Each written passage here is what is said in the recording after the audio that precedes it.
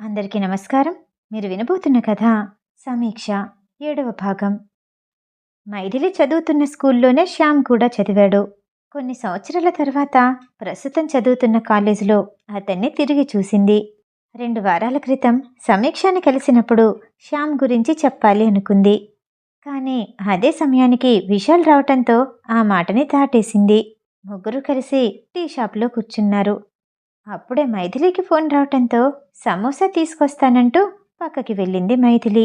Screen మీద private number అని కనిపించటంతో call pickup చేసింది, కానీ ఏమీ మాట్లాడకుండా నిశ్శబ్దంగా ఉంది. మైథిలి, వాడితో మాట్లాడొద్దని చాలాసార్లు చెప్పాను. అది శ్యామ్ గొంతని గుర్తుపట్టాక మైథిలికి చిరాగ్గా అనిపించింది. అసలు నాకు చెప్పడానికి నువ్వెవరు? నేను ఎవరితో మాట్లాడాలో మాట్లాడకూడదో నిర్ణయించుకోవాల్సింది నేను. నువ్వేమీ నాకు కొత్తగా నేర్పించాల్సిన అవసరం లేదు. నువ్వు నాకు ఏమీ కావు అని సీరియస్గా చెప్పింది మైథిలి. నా మాట వినకపోతే నేను ఎంత దూరమైనా వెళ్తాను. అతను మాట్లాడుతూ ఉండగానే మైథిలి కాల్ కట్ చేసింది. వెనక్కి తిరిగి చూస్తే సమీక్ష విశాల్ మాట్లాడుకుంటూ ఉన్నారు. మైథిలి శ్యామ్ గురించి చెప్పాలనుకుంది, కానీ అప్పటికే సమీక్ష ప్రవళిక విషయంలో ఆందోళనగా ఉండటంతో చెప్పాలన్న ఆలోచనని మానుకుంది. కాన్ఫరెన్స్ జరిగిన రోజు సాయంత్రం కూడా సమీక్షతో కలిసి బయటికి వెళ్లాలని ప్లాన్ చేసింది మైథిలి. కానీ అదే సమయానికి వెంటనే గ్రౌండ్కి రమ్మంటూ శ్యామ్ ఫోన్ చేయటంతో 2 గంటల్లో వచ్చి జాయిన్ అవుతానంటూ సమీక్షని విశాల్తో పంపించింది. గ్రౌండ్కి వెళ్ళిన తర్వాత ఆమె కోసమే చూస్తూ ఉన్నాడు శ్యామ్. నన్నెందుకు ఇలా టార్చర్ చేస్తున్నావు? నీతో మాట్లాడటం నాకు ఇష్టం లేదు అని బాధతోని కోపంతోని గట్టిగా అరిచింది. శ్యామ్ ఆమె వైపు అదో రకంగా చూసి, ఉదయం దినేష్ వస్తే వాడితో అంతసేపు నవ్వుతూ మాట్లాడావు. వాడంటే ఇష్టం, కానీ నేనంటే ఇష్టం లేదా? నువ్వు నాతో తప్ప ఎవ్వరితో మాట్లాడటానికి వీల్లేదు అని పళ్ళు బిగిస్తూ ఆమెని బెదిరించాడు శ్యామ్. నేను ఎవరితోనైనా మాట్లాడతాను, నా ఇష్టం. చెప్పటానికి నువ్వెవడివి? మైథిలి ఉక్రోషంగా అనేసరికి శ్యామ్ ఆమెకి దగ్గరగా వచ్చి, ఆ తర్వాత పర్యవసానాలేంటో చూస్తావా? నీ స్నేహితురాలు సమీక్షకి ఎలాంటి గతి పడుతుందో తెలుసా? ఆ దినేష్ గడి శవం రేపు చూస్తావా? శ్యామ్ మైథిలితో మాట్లాడుతూ ఒక రకమైన ఉన్మాదంతో ఊగిపోయాడు. మైథిలికి భయం వేసింది. అతని నుండి ఎలా తప్పించుకోవాలో అర్థం కాలేదు. ప్లీజ్, దినేష్ని నేను అప్పుడే చూశాను. నేను ఈ కాలేజీలో చదువుతున్న విషయం కూడా అతనికి తెలీదు. అతన్నేమీ చేయకు. సమీక్ష కూడా కాన్ఫరెన్స్ కోసమే వచ్చింది. వరదలా కారుతున్న కన్నీరు తుడుచుకుంటూ అతని వైపు చూసి బ్రతిమాలుతూ అడిగింది. మైథిలి కన్నీళ్లతో శ్యామ్ మనసు శాంతించింది. నీకు సరిగ్గా 2 వారాల సమయం ఇస్తున్నాను. అప్పటి వరకు నా ప్రేమను ఒప్పుకోలేదంటే నేను ఎంతవరకు తెగిస్తానో నాకే తెలీదు అని బెదిరించి వెళ్ళిపోయాడు. ప్రస్తుతం మైథిలి ఆటోలో వెళ్తున్నంతసేపు గడిచిన ఈ 2 వారాల్లో శ్యామ్ ప్రవర్తనని తలుచుకుంది. ఆటో ఆగటంతో స్పృహలోకొచ్చిన మైథిలి ఆటో దిగి చూడగానే అక్కడ ఎలాంటి హాస్పిటల్ కనిపించలేదు. ఊరితో సంబంధం లేని ఒక నిర్మానుషమైన ప్రదేశం అది. ఒక్కసారిగా వెన్నులో వణుకొచ్చింది. ఆటో కోసం వెనక్కి తిరిగి చూసింది. అది కనిపించలేదు. తను శ్యామ్ వేసిన వలలో చిక్కుకుపోయానని అప్పుడు అర్థమైంది. ఏం చెయ్యాలో అర్థం కాలేదు. అక్కడి నుండి పరిగెట్టాలి అనుకుంది. అప్పుడే పెద్దగా ఎవరో నవ్వుతూ ఉండటంతో అటువైపు తిరిగి చూసింది. తను మొదటి రోజు కాలేజ్కి వచ్చినప్పుడు తన మీద చెయ్యి వేయపోయిన సీనియర్ మినిస్టర్ కొడుకు సతీష్ కనిపించాడు.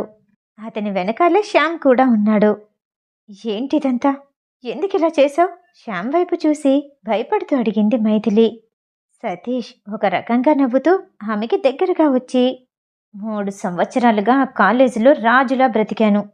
నా మాటకి ఎదురు లేదు, నన్ను ఎదిరించిన వాడే లేడు.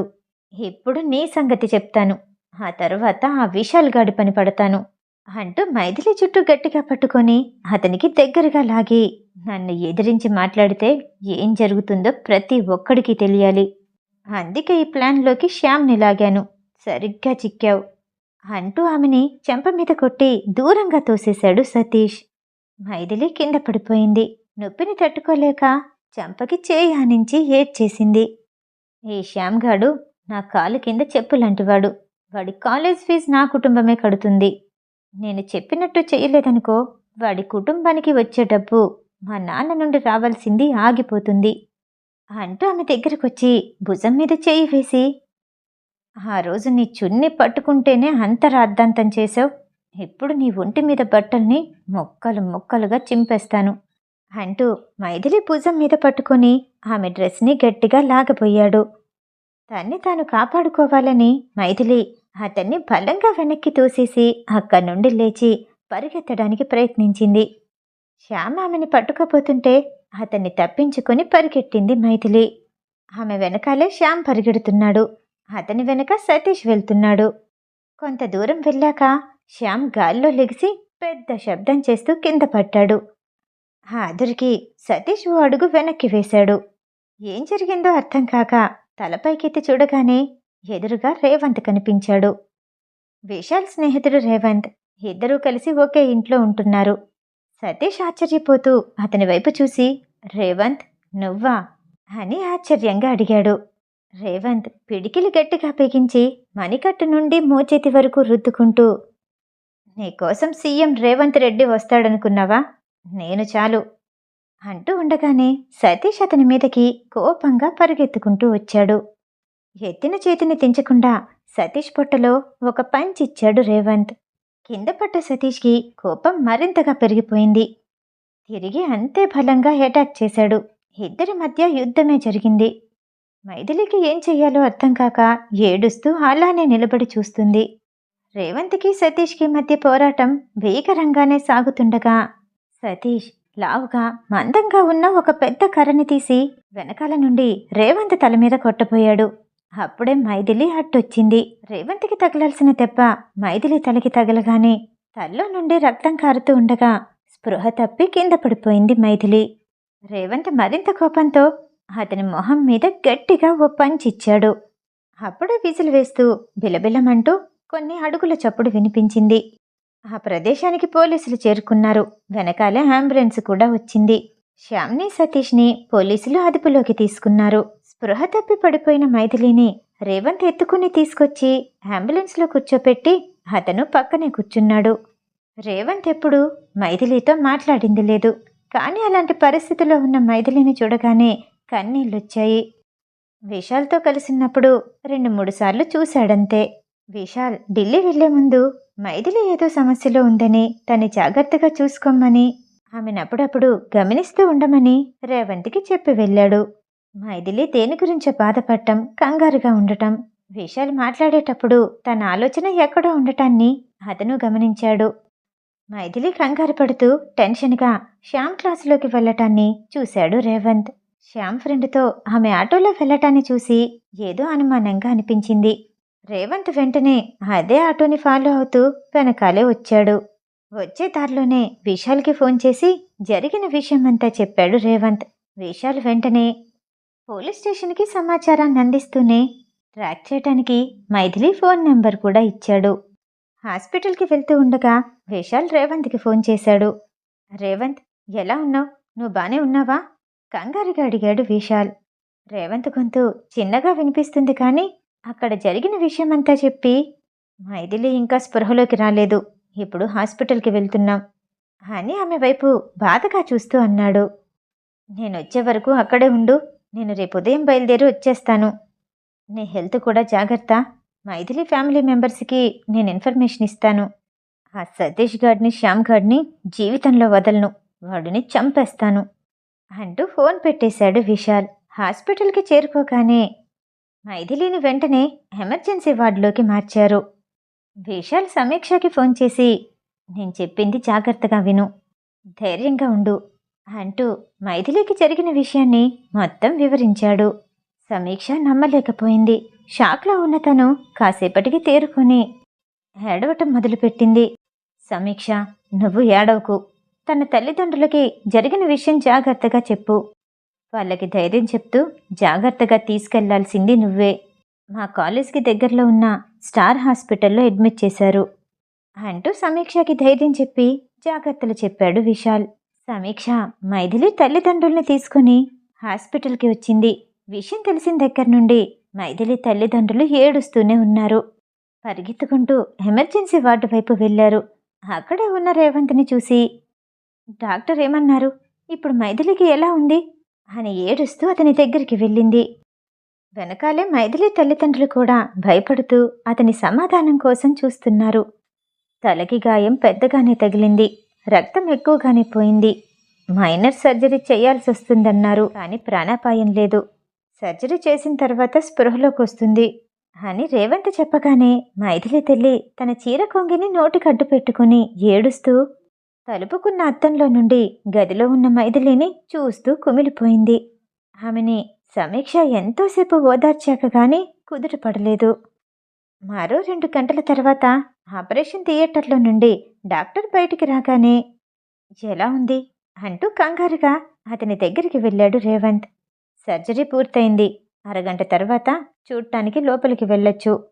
కంగారు పడాల్సిందేమీ లేదు. విశ్రాంతి తీసుకుంటే అంతా సరైపోతుంది. డాక్టర్ చెప్పటంతో అందరికీ మనసులో ఉన్న భారం తేలికైనట్టు అనిపించింది. కాసేపటికి నర్స్ వచ్చి పేషెంట్ స్పృహలోకొచ్చారు అని చెప్పగానే సమీక్ష, మైథిలి తల్లిదండ్రులు ముగ్గురు పరుగెత్తుకుంటూ లోపలికి వెళ్ళారు. ఆ ముగ్గురిని చూడగానే ఏడ్చేసింది మైథిలి. మళ్ళీ బ్రతుకుతానని అనుకోలేదు అని ఏదో గుర్తొచ్చినట్టు చుట్టూ చూసి రేవంత్ ఎక్కడా అని కంగారుగా అడిగింది మైథిలి. నీకు సర్జరీ జరిగే వరకు ఇక్కడే ఉన్నాడు. నువ్వు క్షేమంగా ఉన్నావని తెలియగానే కళ్ళు తిరిగి పడిపోయాడు. ఇదే హాస్పిటల్లో అడ్మిట్ అయ్యాడు. మామూలు గాయాలే, డ్రెస్సింగ్ చేస్తున్నారు. భయపడాల్సిందేమీ లేదు. మైథిలి స్పృహలోకొచ్చిందన్న సంతోషంతో చిరునవ్వుతో చెప్పింది సమీక్ష. రేవంత్ ఎలా ఉన్నాడు? ఒకసారి చూడాలి. తీసుకెళ్ళవా? మైథిలి బ్రతిమాలుతూ అడగగానే మైథిలి, నీకు జరిగింది చిన్న సర్జరీనే, అయినా అప్పుడే కదలకూడదు అని సమీక్ష అంటూ ఉండగా మీరెక్కడికి రావాల్సిన అవసరం లేదు అంటూ రేవంతే వచ్చి నిలబడ్డాడు. అతన్ని చూడగానే మళ్ళీ ఏడ్చింది మైథిలి. మైథిలి తల్లిదండ్రులు అతని చేతిని పట్టుకొని తమ కృతజ్ఞతలు చెప్పారు. ఇదంతా నా వల్లే, లేకపోతే మీకిలా జరుగుండేది కాదు అంటూ బాధపడింది మైథిలి. అతను రాకపోయుంటే తన జీవితం ఏమై ఉండేదోనని ఇంకా తలుచుకొని బాధపడింది మైథిలి. అందరి మీద జాలిపడేవాళ్ళు మీకులా చాలా తక్కువ మంది ఉంటారు. మీ మంచితనాన్ని వాడు ఉపయోగించుకున్నాడు. అందులో మీ తప్పేమీ లేదు. బాధపడొద్దు అని మైథిలిని ఓదార్చి సమీక్షతో కాసేపు మాట్లాడి ఏదైనా అవసరం ఉంటే పిలువు, పక్క గదిలోనే ఉంటాను. డాక్టర్ వస్తే ఫీల్ అవుతారు అని నవ్వుతూ అక్కడి నుండి వెళ్ళిపోయాడు రేవంత్. పేషెంట్ దగ్గర ఒక్కరే ఉండాలి అని చెప్పటంతో మైథిలి తల్లి హాస్పిటల్లో ఉండిపోయింది. సమీక్ష రేవంత్ దగ్గరికి వెళ్ళి కాసేపు కూర్చొని రాత్రి 9:30 అవుతున్న వేళ ఇంటికి చేరుకుంది.